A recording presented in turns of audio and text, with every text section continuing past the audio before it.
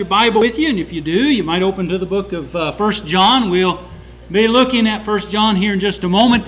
A couple announcements before we get going. I'm really glad to be able to be with you this week.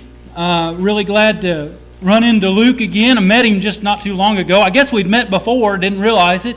But he and his wife grew up in Danville, Indiana, where my brother worshiped for a number of years with his son Tanner, and I guess Luke and Tanner were good buddies, and I guess I'd seen him when he was littler, and so I'm glad he's here. I'm glad to be able to visit with him a little bit, get to know him some better, and I'm glad the work he's doing here as well.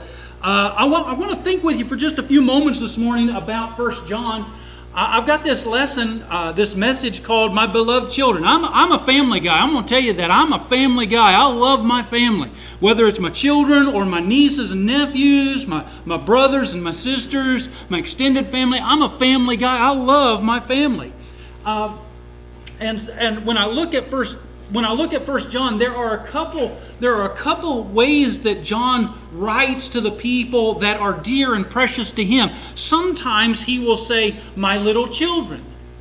And you'll go through the book of 1 John, and he'll write, "My little children," and then he'll make some comment. And other times, he will say something like, "Beloved," and he'll make some comment after that term of endearment, after he says beloved. And so I've just got a few verses here. We're going to look at some of these in particular. But I remember thinking, I'll just give you this kind of background information. When I was in Brownsburg, Indiana, doing a little preacher training there in Brownsburg for about a year, the older man that I was working with at the time wanted me to do some expository sermons from a book of the Bible. And so I was only half lazy, and so I thought, well, I'm not going to pick one of them big books.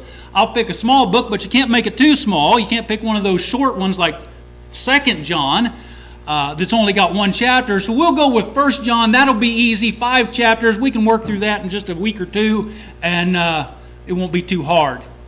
I'll confess to you, 1 John is simple language.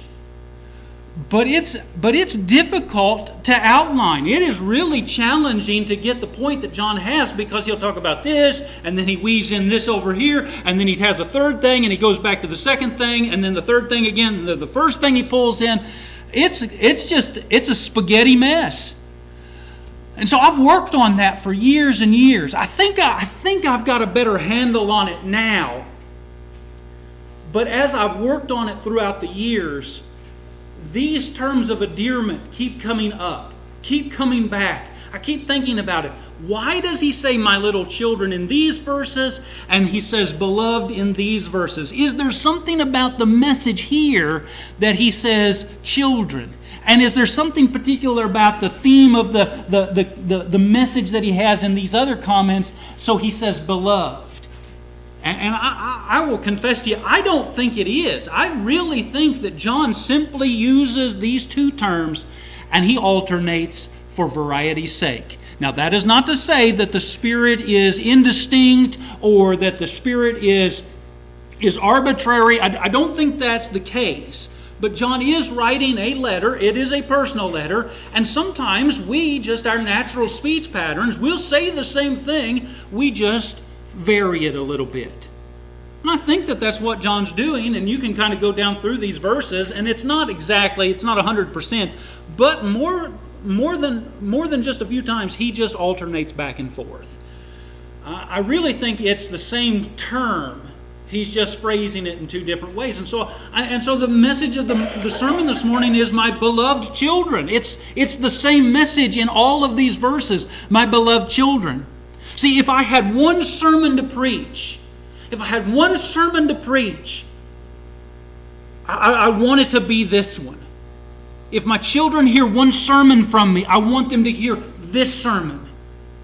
I think I've given this sermon in about every place that I have been since I first came up with this little outline. And I do promise, I do refresh this. I do not serve leftovers. So that this is remade, this is recreated. But it's the same theme. And I give this about everywhere that I go. When I first started preaching at Robinson, this was the first sermon that I preached at Robinson. It was one of the last sermons that I preached up in Ohio. Every time that I've been able to do a gospel meeting someplace, whether it's out, my dad preaches or works out in Omaha, and he invited me to come out there, he and Jeff Hamilton. And so I preached out there in Omaha, and places that I've been down in Tennessee or here in Kentucky. This is the message that I want to convey. If I have one message to preach, this is the one that I want to convey. Because it's what I think, this is what a good dad says. And now please don't misunderstand me. I'm not saying because I'm the model of being a good dad. I'm not. Some of you might identify with this. I feel like I'm just hanging on most of the time. I don't know what I'm doing until it's done. And it's over. And then I think, man, I sure wish I had the opportunity to do that again because now I know how to do it. I'm not a great dad. I'm not a perfect dad. I'm not as good as I want to be, but I want to be better. And so when I read 1 John, I hear the old man John, the elder, speaking to these younger in the faith, his beloved children. And it's his message. It's what a good dad says. And really the theme that John has, the messages that he conveys to his beloved children, it's the message that our Heavenly Father, our good Father, our perfect Father, it's the message that He conveys to us throughout the Scriptures. I want to be a good dad. And so I hear what they're saying. This is what I want to say to my children. If they ever hear a message from me, this is the one that I want them to hear. This is what good parents say to their children. Good parents say, be careful. Don't they? Good parents say, be careful. I had to put this picture of doing bike jumps. You know, as soon as you teach your child to ride a two-wheeler without training wheels, what do they do the next day? They build ramps, right? And you tell them, be careful, but you're secretly proud of them. But be careful, right? Be careful. Be careful. You've heard that before. I know you have. You had parents that told you to be careful, didn't they? They told you when you go out in the street, you look both ways before you cross that street. Right? Your parents told you that.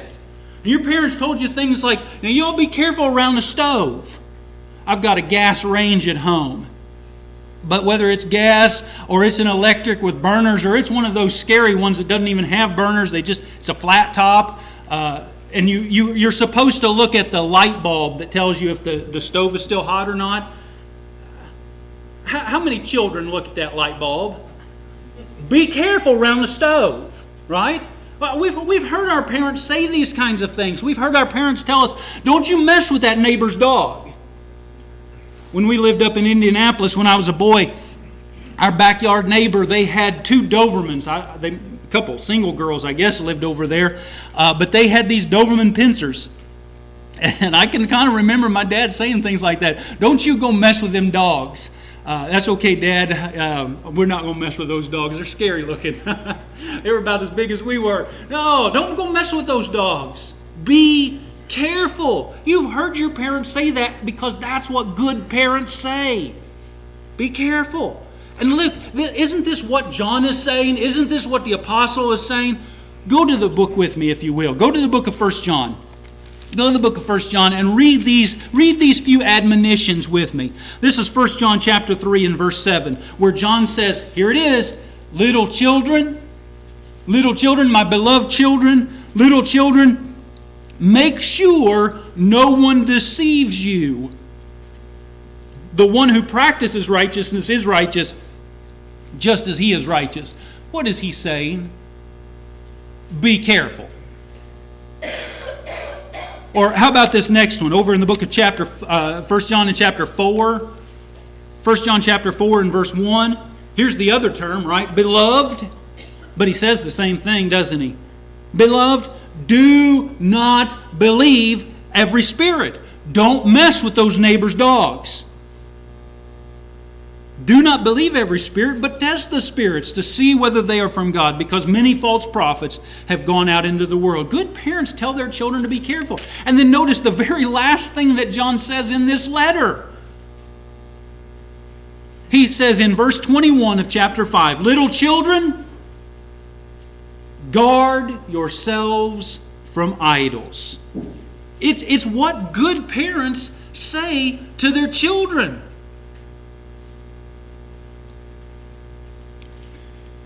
And isn't this the message that God Himself gives? Back in the book of Genesis, all the way back at the very beginning, Genesis chapter 2, He places Adam and He places Eve there in the Garden of the Garden of Eden, and He tells them, of all the trees of the garden you can eat, but of the tree that's in the middle of the garden, do not eat, lest you die. Right? For in the day that you eat of it, you shall surely die. What's He telling them? But be careful. It's a simple message. It's a message that parents have been telling their children for generations. It's the message that John says. It's the message that our Father in heaven says. Be careful. This world's a dangerous place. It is. You know that for your children. This world's a dangerous place. There are people that are going to be driving and they don't look where they're going. And they'll run over your kid before they even... I think it's a speed bump. You care about your children. God cares about you. Be careful. This world's a dangerous place. Good parents tell their children. I know. I put this one on there this week, and I told Charlie, I got tickled about it. Charlie comes over. He wants to know what it was that I was laughing at, and I said, "Oh, you got to look at this slide, this picture I found for this slide." He comes over, and I started laughing again, giggling about it. I said, every time I look at that little baby, I just get tickled so much. Good parents tell their children, remember who you are. Now, I'll tell you, I can distinctly remember, maybe you had this experience as well. I remember when I was a boy, we'd maybe go someplace with church members after the services on Sunday, or we'd go visit someplace, and before we got out of the van, Dad would say, he'd turn around, he didn't even look at us in the mirror. He'd turn around, get eye contact with, and he'd say, remember who you are, which just meant, don't act a fool, you're representing me, so, don't make me look bad. Well, maybe that's not the way he would have phrased it, but he would have said that. He would have said, remember who you are. I want to take this a bit of a different direction, because I think that this is the direction that we find in 1 John. When I was real young and in grade school, it must have been something like this. I must have come home at one point upset. I must have had a bad experience with a classmate or something, and I was all upset about somebody teasing me. And so Dad made time and talked to me about it, and he related this story about when he was a boy, when he was in school, he came home and he was all upset because there was this girl in school who was making fun of him, and she'd tease him around the schoolyard and say, "Where'd you get those big ears? Where'd you get those big ears? Where'd you get those big ears?" And so he came home to my grandpa. He come home to his dad, my grandpa, related all this horrific story about his big ears and these kids making fun of him. And Grandpa looks down at him, his dad looks down at him, and his dad says, "If anybody makes fun of you about them ears ever again, you just tell them your dad gave you those ears. Your dad gave you those ears." I don't know if that connects with you, but I'll tell you, that connects with me. That connects with me. When I look at a picture like this, you may be a weirdo, but you're my weirdo. It doesn't matter what anybody else thinks of you. It doesn't matter what anybody says about you. You're mine. I love you. And that's never going to change. You may be a weirdo, but you're my weirdo. I'll tell you, I think that's what John has in mind. Check this out. Is this not what he's saying? Look at 1 John chapter 3. 1 John chapter 3. Oh, I think this is so powerful. Look at this. 1 John chapter 3. John says in verse 1, he says, look at this. See, New American Standard begins that way. See, look at this. How great a love the Father has bestowed on us, that we would be called the children of God. And such we are. For this reason the world does not know us, because it did not know Him. And then here's that term of address. Beloved, now we are. You catch that, right? We are the children of God. It doesn't matter what other people say about you.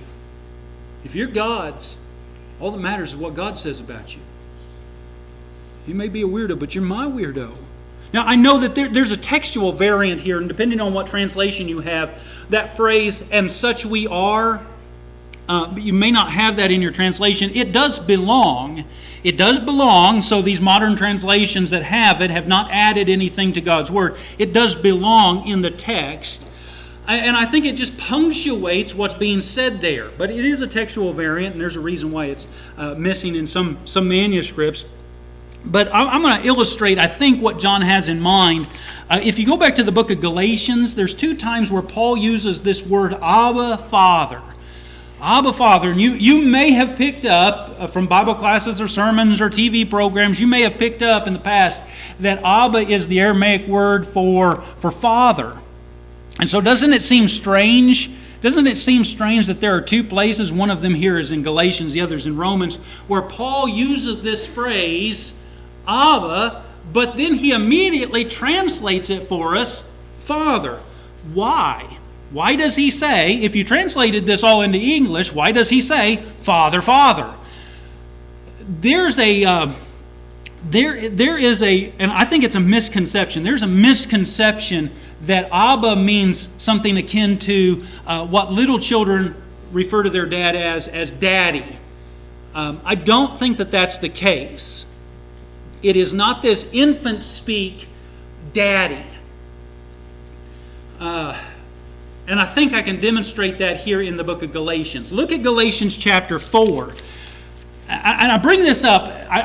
The reason I bring this up is because let me just explain it. Look at Galatians chapter 4.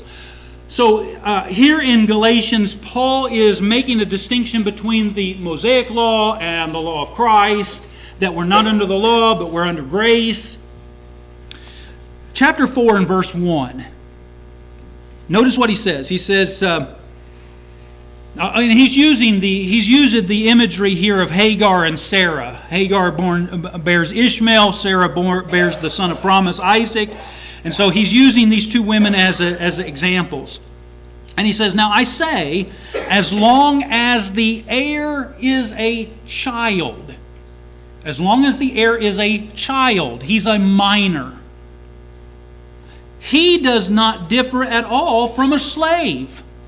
They look, they play together, they do similar things, they're the same height, they're the same in a lot of regards, as long as they're minors. Although the son is owner of everything, but he is under guardians and managers until the date set by the father, until he comes of age. So also we, while we were children, and what do children say? Children say daddy. While we were children, we were held under bondage, under the elemental things of the world. What is that? I think that's the time of the Mosaic law. But when the fullness of time came, when the date set by the Father, God sent forth His Son, born of woman, born under the law, so that He might redeem those who were born under the law, that we might receive the adoption as sons. And when we're adopted as sons, are we adopted as babies? Speaking daddy? What's the point that he's making here? Because you are sons, God has sent forth His Spirit, or the Spirit of His Son, into our hearts, crying, Abba, Father. This is not infant speak. That's not the point that that Paul is making here. I think it's true. I think that we can appeal to God with an innocent trust, just like a little child appeals to their papa, appeals to their daddy. I do believe that's true. I do think that that's biblical. That's not the point that Paul's making here with this phrase, Abba, Father. What is he saying? This is the word Jesus spoke, the Son of God. He spoke this. This is His words, not translated. That's His word. And I think Paul's point is, look, He has adopted you, called you, and made you sons. What is it that John said? That we would be called the sons of God, and such we are. You belong to God. Again, it doesn't matter what anybody else in this world thinks about you, says about you, how they treat you, or what they ridicule you about. If you belong to God, that's all that matters. You can be weirdos, but you're God's weirdos. Good parents say to their children, be nice. Be nice to your brothers and sisters. Be nice to your brothers and sisters. I'll tell you, I don't know why my siblings even talk to me. My older sister's here today. My older sister's here today. I don't think I mistreated her, so we have a good relationship. But my younger siblings, I don't know, especially my two youngest ones. I don't know. I've even told Tony a few times. Tony's my youngest brother. I don't know why you even talk to me anymore. When I think about some of the things that Kevin's my other brother, things that Kevin and I used to do to Tony, I don't know why. Tony, why do you even talk to us anymore? And Stephanie too, my youngest sister. Why do you even want to talk to us? I'll tell you, brothers and sisters, they can be rough with each other, can't they? Did you grow up with siblings? Do you experience this? It somewhat depends on your birth order, doesn't it? Where you fall in the line. But sometimes we tear the heads off of other Barbies. I think we might have just amputated feet and hands off of Valerie's Barbie dolls, and Stephanie's maybe a little bit. But I want to tell you about this slingshot. Of course, I was a boy when I was a boy. I was all boy. And I like to make bows and arrows, and I like to make slingshots. And one day I was in the upstairs, and I peeked out the window, and what do you know I found? There's my sister. And there's my slingshot. Oh, yeah. You know where it goes, right? You know where it goes. I don't know why they speak to me anymore. My mom, I remember my mom used to tell me when we'd be picking on Tony, she'd say, look, your little brother's not going to be little forever. She's right. I tell my children, you'll be nice to your brothers and sisters. You know, there may come a day in your life, and you can't imagine it right now, but there may come a day in your life where there isn't another person in this whole wide world that wants to be seen with you. You better be nice to your brothers and sisters, because there may come a day in your life where the only thing you got is your brother or sister's couch to sleep on. You better be nice to your brothers and sisters, because they may be the only people in this world that will ever have anything to do with you. And you'll be on the lowest part of your whole life, and they'll be the ones that take you in. Ask yourself, isn't this what John is saying? Go again. 1 John chapter 3. 1 John chapter 3.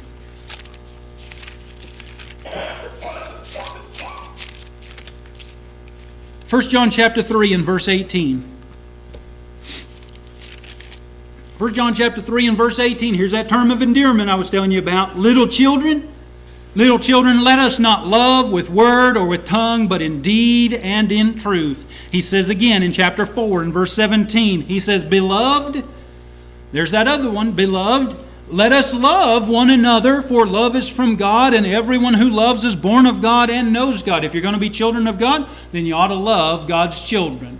Love your brothers and sisters. Be nice to them. Or verse 11, he says again, he says, Beloved, if God so loved us, we also ought to love one another. Now, I know, tell me if I'm wrong, but I know we all are compassionate, and we're all caring and kind and merciful.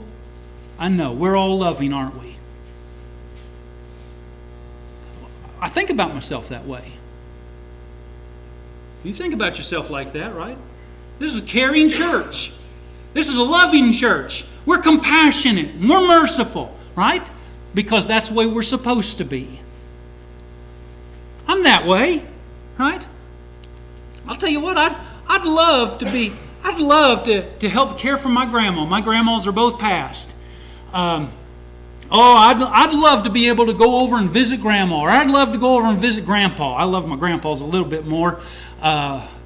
I would. If Grandpa was infirmed, I'd take him in. I'd help him no matter what it is, no matter what he's ailing with, no matter what he's struggling with. I'd help him. I remember when I was a young guy preaching down in Illinois, going to a nursing home where a woman's mother was in the nursing home, and she would go over daily at the lunchtime, and she would feed her mom. Her mom had Alzheimer's, and she would go and she would feed her mom, and her mom, would kind of spit things out and just couldn't, it was just a real hassle to do it. But I think about that and I think, I would love to be able to do that for my grandpa or for my grandma. I'd love to be able to do those things while I'm not having to do those things. We're all kind and compassionate as long as you don't have to be kind and compassionate to anybody because everybody else is behaving themselves. I'd love to be that way. But let me ask you, how do you feel about giving hugs to prickly people? How do you feel about giving a soft word? The Proverbs talk about a soft word turns away anger. How do you feel about being soft? What is it that Paul says? Let your speech always be seasoned as if were with salt. Be gracious in the way that you speak. Isn't that what he says? To be gracious in the way that you speak? Give people better. Speak to people better than they deserve. They deserve a sharp answer. Give them something better. How do you feel about hugging prickly people? How do you feel about speaking kindly to people that are irate and angry? I've got this image. I'd be so caring with these people that I love. But what if Grandpa just spits that in my face? I wonder if I'd go back the next day. Just because he's my grandpa. Just because he's family. Just because he is somebody that I love. You be nice to your brothers and sisters. That's what good parents say to their children. That's what God says to us. That's what the Apostle John says to his people. Be nice to your brothers and sisters. Good parents say, remember what I told you. How many times have you said that to your children? How many times have you asked them, how many times do I have to tell you? Remember what I told you. Especially when they go out on their own. Remember what I told you. I know you've told them the millionth time. I'm sure my mom and dad felt that way too. I've told you for the millionth time. Look at what John says. Again, 1 John chapter 2 and verse 7 and 8 now. 1 John chapter 2 and verse 7 and 8. John says, Beloved, I am not writing a new commandment to you, but an old commandment which you have from the beginning. The old commandment is the word which you have heard. On the other hand, I am writing a new commandment to you, which is true in him and in you, because the darkness is passing away and the true light is already shining. So which is it? Is it old or is it new? Which is it? Have you ever experienced this? Some of you that are parents. Have you ever experienced this? If you're not parents, your parents experience this, I'm sure. Have you ever experienced this? You're all worked up. The kids are they're acting a fool like we just talked about. They're misbehaving, or maybe they can't find their pants or their belt or whatever it is, and you've told them where it is, or you've told them to go look, and they're not finding it. And you say something comes out of your mouth, but it's not you. You know where I'm going with this? Have you had this experience and you all of a sudden realize, I've become my dad, or I've become my mom. It's my mom's voice that's coming out of me. It's my dad's word. It's my dad's words, right? I can hear my dad. I vowed I'd never be. We all make this promise. We'll never be like that. And there it is. It pops out of us. That's what John's saying. I'm not telling you new stuff. It's the same old commandment that you've had from the very beginning. But it's new. Every time with every generation, it is renewed. Because now it's not mom and dad, now it's me. It's not mom and dad's faith, it's my faith. And someday it's not my children, it's not me anymore, it's my children's. It's the next generation. It's renewed every time. It's the same old commandment, but it's refreshed, it's renewed with every generation that comes. I love this poem. I've got this little booklet at home. Maybe you've heard this poem before, or at least you got some idea of what it's about. I just want to read this little section about it. All I really need to know, I learned in kindergarten. All I really need to know about how to live and what to do and how to be, I learned in kindergarten. Wisdom was not taught at the top of the graduate school mountain, but there in the sand pile at school, these are the things I learned. Share everything. Play fair. Don't hit people. Put things back where you found them. Clean up your own mess. Don't take things that aren't yours. Say you're sorry when you hurt somebody. Wash your hands before you eat. Flush. Warm cookies and cold milk are good for you. Live a balanced life. Learn some and think some and draw and paint and sing and dance and play and work every day some. Take a nap every afternoon.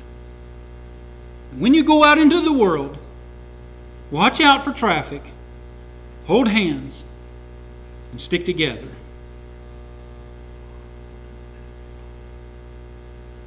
Remember what I told you. Good parents tell their children, I can fix it. I can fix that. There was a drawer we had at our house where all the broken toys, little broken cars, little broken dolls, all the little broken toys got put in this drawer. And eventually, when there was enough toys, I'd get the super glue out and we'd glue all the toys back together. It's okay, I can fix that. Dads do that, right? We fix things. We fix broken tires and we fix broken toys and we untie knotted up shoelaces. Dads fix things. Parents fix things. Here's a little doll somebody fixed, right? That's what we do. That's what we're about. But I'll tell you what really scares us. What really scares us are those things that we know that we can't fix. Right? That day's coming. That day's coming. There's going to be things that are going to happen. There are going to be things that are broken that dads and moms can't fix. That older people can't take care of. They can't fix. But I tell you what I can do. I know who can fix them. Isn't this what John is saying? Again, 1 John chapter 2 and verse 1. 1 John chapter 2 and verse 1, my little children, I'm writing these things to you so that you will not sin. And if anyone sins, if anyone sins, we have an advocate with the Father, Jesus Christ the righteous. Look, John's saying, look, sin is bad. Don't do it. You're not getting permission. I'm telling you, don't do it. Stay away from it. Be careful. We talked about that. But if it breaks, don't throw it away. It can be fixed. God can fix it. We have an advocate with the Father, Jesus Christ the righteous. He's the propitiation for our sins, and not for ours only, but also for those of the whole world. Yeah, good parents can't fix everything, but they know the one who can fix the most important things. I'm going to tell you one last thing. One last thing. Good parents tell their children, I love you. I love you. And they tell their children often, I love you. Look at what John does. You can just skim through the book of 1 John. Look at this. 2 in verse 7, beloved. 3 in verse 2, beloved. Verse 21, beloved. Chapter 4 in verse 1, beloved. Verse 7, beloved. Verse 11, beloved. What is he saying? He's saying, I love you, I love you, I love you, I love you. Throughout this entire letter, he is appealing to them. I love you. You mean something to me. You're precious to me. You matter to me. I love you. That's what good parents say, because that's what we see in John, and that's what we see in our Father above. I love you. Somebody says, but won't it lose its meaning if you say it all the time? Won't it lose its meaning if you say it all the time?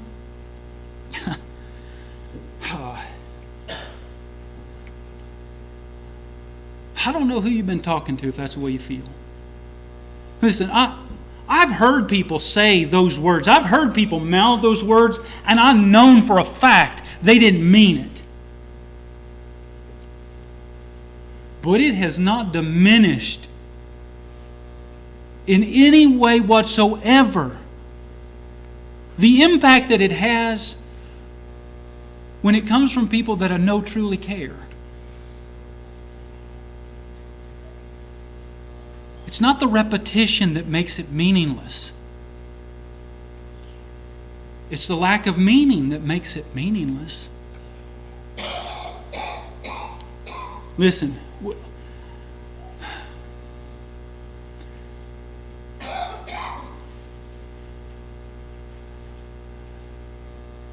my mom passed away a number of years ago. Passed away in an automobile accident. Some of you might know that. She died in a motorcycle accident south of Effingham, Illinois.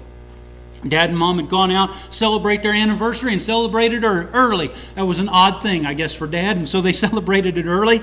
And they were coming home from eating at a restaurant, and they got into an accident, and there, Mom and Dad's injured, but Mom's there, broke her neck, and is bleeding out there in the highway. And I want to tell you what happened the day before that. The day before that, my mother calls me because I'm going through one of the most difficult points in my whole life. When I told you a moment ago about there may become a time when your whole world comes crashing down around you, I'm thinking that's coming up. That's on the horizon. I can see that. And I'm not sure what I'm going to do. And Dad had given me some advice, and Mom calls me the next day and she says, I want to tweak that a little bit, and I want to share a few other things with you. And we talk for a little while, and before she hangs up the phone, she says, Ray, I love you. And I say, Mom, I love you too. The next day she's gone. The last words that passed between my mother and me in this world are these words, I love you. And I will tell you something, every day when I see my son or I saw my daughters, when they get up in the morning, I would tell them I love you, because I don't ever want them to doubt. I don't want them to ever doubt. Sometimes I call my sister, Valerie, or sometimes I'll call my younger sister, because sometimes the way that they say things reminds me of the way my mom spoke. And I wish I could just hear her voice again. I wish I could hear her say those things again, but I'm so glad that she said them. And so when I got off the phone with my dad now, when I call him and I talk to him, I make sure to tell him I love him before we hang up. Because if that's the last words we speak, because something happens, I want him to know I said it, and I want to know that I said it to him. When I say those things to my children, I want them to never doubt that I know it, or that I mean it, and that I've said it to them. And so listen, I'm happy to be here with you this week. And these messages from Matthew, they're not great sermons because they're my sermons. They're great sermons because this is the book of Matthew. This is what God has to say to you. These are life-changing messages. But if for some reason I don't get to say anything else to you, I want you to know this. I love you. I love you, many of you, because I've known you for so very long, or I have happy memories with you. So many of you took me in. I was telling Charlie on our way down here today that so many of you I visited with you, and I stayed in your homes when I was just about a year or two older than he is now. First time away from home. Many of you took me in and treated me like your family. Were good to me, and I love you for that. And I love you especially because you are God's people. You are God's people. I love you.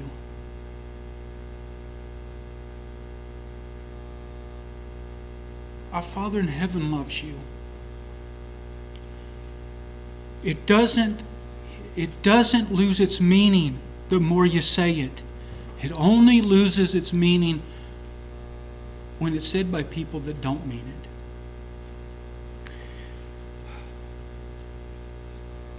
If there's anyone here this morning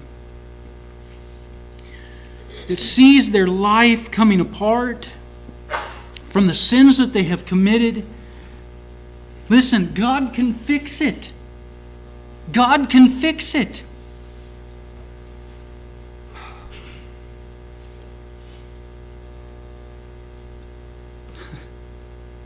All things are possible with God. He calls upon you to repent. He calls upon you to look to Him and confess your faith, to be immersed in water for the forgiveness of those sins, and then to walk arm in arm with Him afterwards. We invite you to do the same thing. Come while we stand and sing.